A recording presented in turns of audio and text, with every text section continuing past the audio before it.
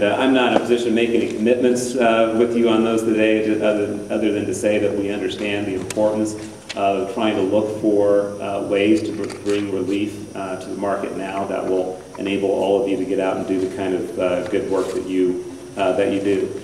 And then we have other bills that are out there looming.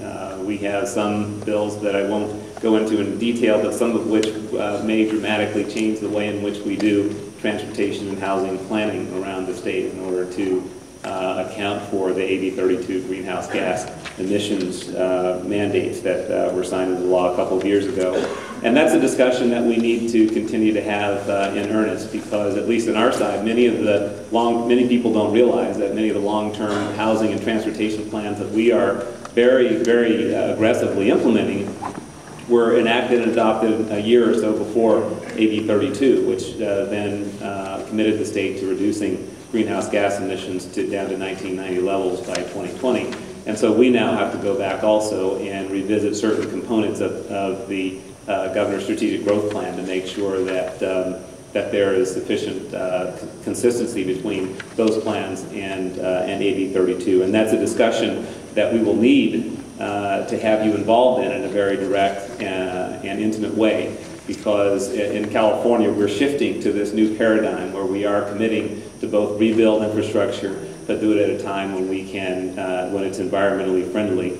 And that's not a commitment that's been made and integrated into state planning policy in any formal way historically.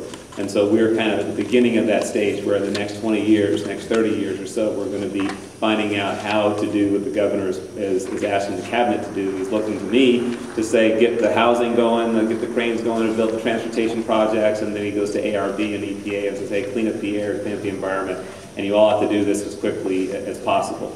And he's operating on the assumption, he knows how difficult it is, but he's operating on the assumption that if you push at both ends of that spectrum, that you're going to find some happy medium in the middle.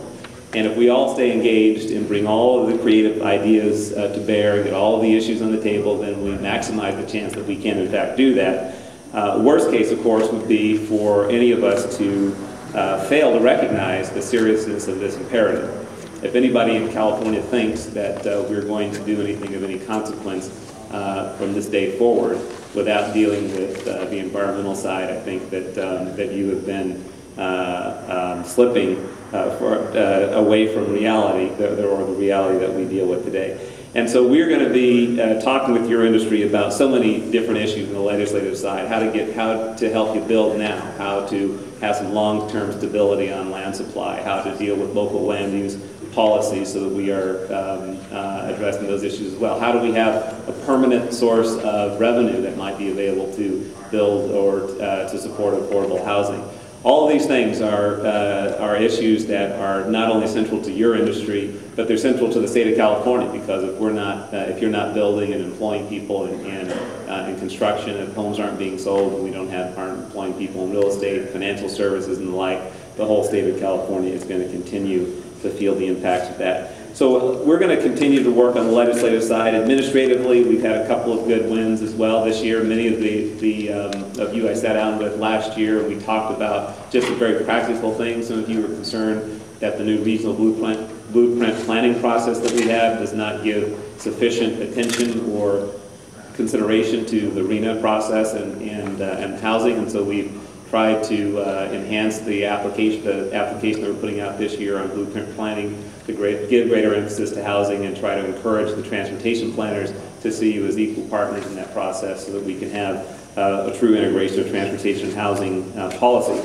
Also, some of your members came up with a great idea last year. You've heard a lot of the talk about the state identifying excess real estate around the state, and so some of your members have come to us and said, that we should have Caltrans looking more aggressively to identify properties that we own and that might be suitable for residential or mixed-use development. And so we did have Caltrans and ACD working very hard last year in that effort, and they found a number of properties around the state that might be suitable for development. You can see those now up on the Caltrans and ACD websites. And so I just cite those as examples of the importance of actually continuing the dialogue. I tell people all the time that that we have to have a legislative discussion for all the reasons that I just mentioned and all the reasons that brought you here today. You have to have that discussion, but at the same time, we have to focus on the here and now as well to make sure that we are doing as much as we can with the current resources that we have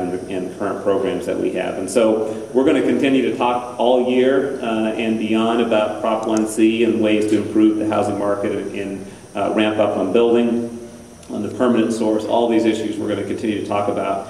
And I would ask you to leave here today knowing that and feeling assured that our partnership is strong with this administration that is committed to your interests as well, that your ideas are welcome. As I've just mentioned, that many of them we've been able to act upon already, and I'm sure there'll be others brought to bear this year. And your efforts to increase not only the supply of housing, but to continue to focus on the building side are truly, truly appreciated, because it's a voice that needs to be heard. It's not going to fall softly on every ear that you whisper into today, I can tell you that. So don't be surprised if you get a little resistance on some of these issues.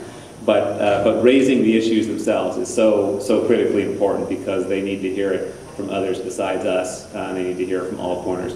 And so I just want to say that I am very proud to be here this morning to welcome you to Sacramento, to help you kick off this very productive day. And I want you to know that it's a day of investment of your time. Not all of you have come here today to do this in lieu of something else you'd be doing. I'm sure that's also very important, but just know that it's a great investment of your time, and one that's going to pay dividends to this industry and, in fact, the state of California for many, many years to come.